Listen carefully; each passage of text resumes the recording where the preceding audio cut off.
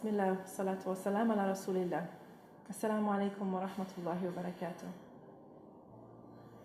When I was asked to deliver a talk about Hajar alayhi salam, my mind went back to Hajj 2014.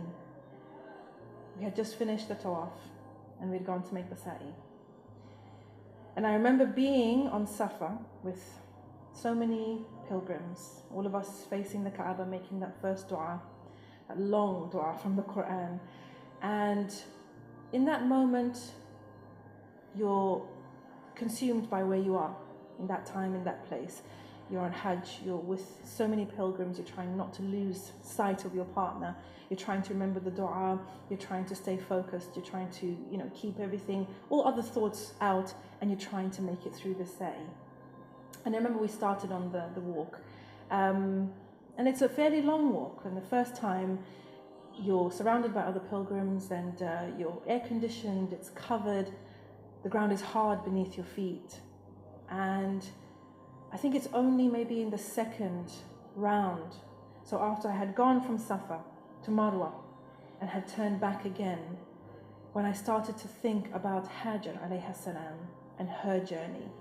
This journey that we were recreating, every one of us. This journey that thousands, tens of thousands, hundreds of thousands, millions of people have recreated since the dawn of Islam.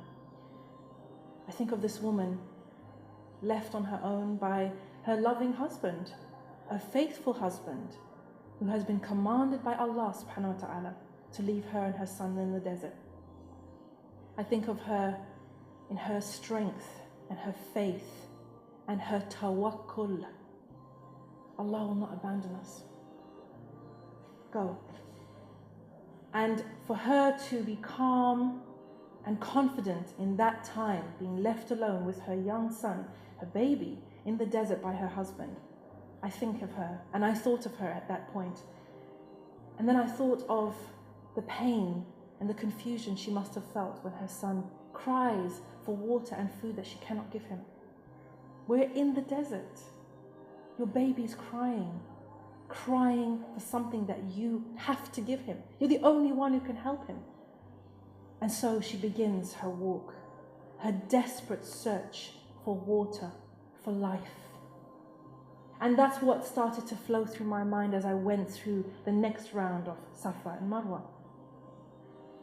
On my own, my baby's crying, I'm searching for water, and I will walk to that mountain and back again, and then back again, and then back again, desperately searching for a way to keep my son alive, to stop him crying. And as I did that walk, subhanAllah, that walk on that Hajj, and I thought of Hajar and I thought of putting myself in her place, I started to feel the sa'i. Feel it as we all should. This act of selflessness, this act of strength, this act of knowing that there's something, never losing hope, walking again and again, not giving up. She didn't go to Marwa and find nothing and then just go back to Safa and sit and await her fate. Do you see how she didn't do that? She went back and forth 7 times. And if you've ever made sa'i, you know that by the 3rd time, the 4th time, you start to feel it. They're not right next door to each other. And this would have been in the hot sun with no marble beneath your feet, no air conditioning. And she did not give up until that miracle came. And so that's one of the things that I learned from our mother Hajar alayhi salam. Don't give up, because the ease is coming. Subhanallah, Allah subhanahu wa ta'ala promises us, Inna ma'al usri yusra. Inna ma'al usri yusra. There will be hardship, but know that the hardship will come to an end and there will be ease. The ease will follow. So the trick for us and the work for us to do is to not give up until our miracle comes. To not give up hope in Allah, to not give up striving, to not give up working until our miracle comes. And that miracle came for Hajar alayhi salam, and what a miracle it was. An angel And not just an angel who dug the ground, and what came forth? The thing that she needed, the thing that she was craving and searching for so desperately. Water. Life. Life not just for her son, not just for her, but for the people who began to settle around her. She is the one that Allah subhanahu wa ta'ala used to make sure that that water didn't just flow out to make a well, the well of Zamzam. And because there was that well of Zamzam, the traveling people who passed by began to stop, began to settle, because there was a chance for them to create a life, to create something new from the desert sand. And they did. And that was Mecca.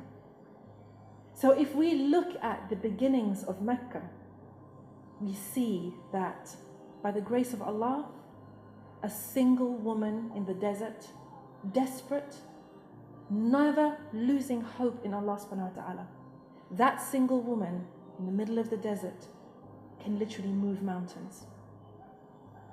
And this is something that we always need to remember. As women, so often we're told and we feel that we have to rely on somebody else, that somebody else will speak for us, somebody else will do the work for us, somebody else will sacrifice for us, somebody else is going to make things happen. But we see from the seerah, we see from history, we see from the Quran that Allah subhanahu wa ta'ala can use anyone. A single mother, a woman on her own, a woman who's pregnant without a husband. These are people that Allah subhanahu wa ta'ala uses as signs. Maryam alayhi salam, she was on her own and she was the birthplace of a miracle.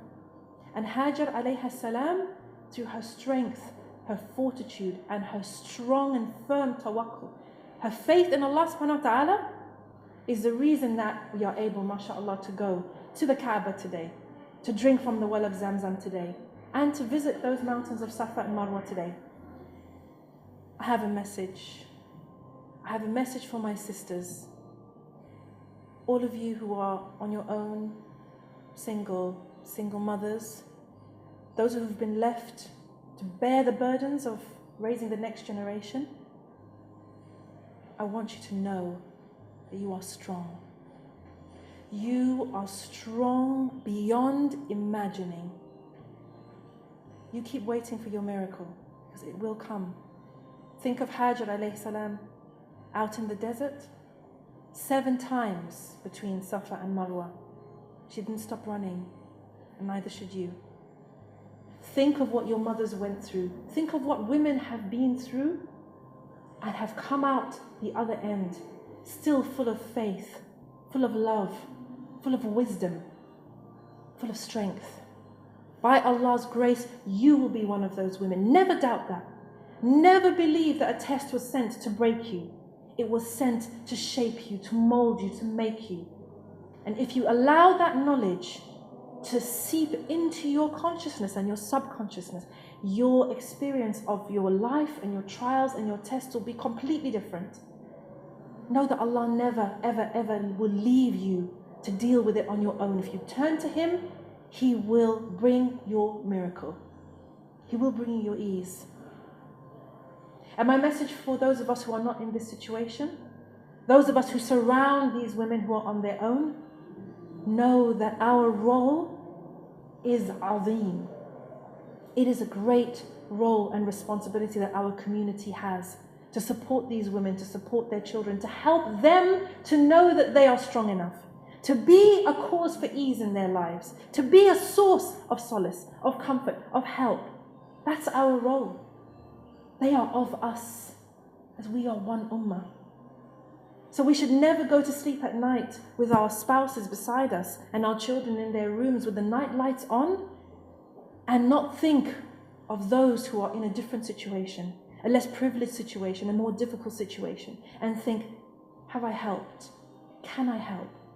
How can I help? Our mother, subhanallah, I thought of her on that Hajj 2014. And we make dua for the Prophet ﷺ while we're making sa'i. Allahumma salli ala Muhammad wa ala alihi Muhammad kama sallayta ala Ibrahim wa ala alihi Ibrahim. Who is Ali Ibrahim? Hajar, Ismail, Ishaq, Sarah, Hajar again. And so I salute our mother Hajar alayhi salam. I salute the women of the past. I salute the women of the present.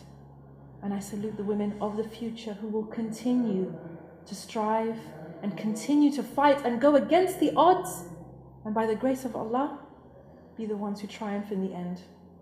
And be that woman in the desert on her own who literally moves mountains. Wassalamu alaikum wa rahmatullahi wa barakatuh.